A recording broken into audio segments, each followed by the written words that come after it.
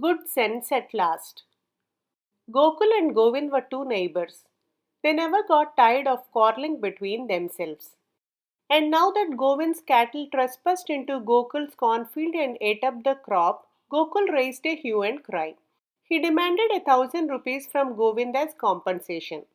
As expected, Govind refused to pay the amount. The villagers intervened in their dispute at Gokul's request. In a meeting, they observed that since Gokul had not taken to protect his fields from the animals, he was to partly blame for his own loss. However, Govind was certainly guilty of letting his animals stray into his neighbor's field. The villagers decided that Govind must pay 500 rupees to Gokul. But Govind did not accept the decision. He took his appeal to the headman.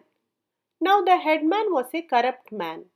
Govind paid him 250 rupees as bribe. The headman then announced that since Gokul's field was unprotected by fence, the fault lay entirely with him. Govind was not required to pay anything. Gokul refused to abide by the headman's decision. He carried his appeal to the talukdar, who was an officer with a jurisdiction over several villages. Upon receiving a bribe of 250 rupees from Gokul, he declared that Gokul was not at fault at all. It is not legally binding on the farmers to raise fences around their fields. Hence, Govind must pay 1,000 rupees to Gokul.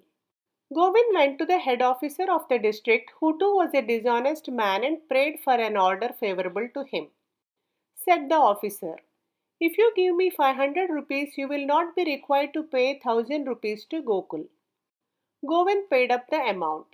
The officer in his court read out his judgment upholding the village headman's decision. Govind was not to pay any compensation. Gokul did not take the judgment lying down. He went to still superior officer, gave him 500 rupees and got the district officer's judgment altered.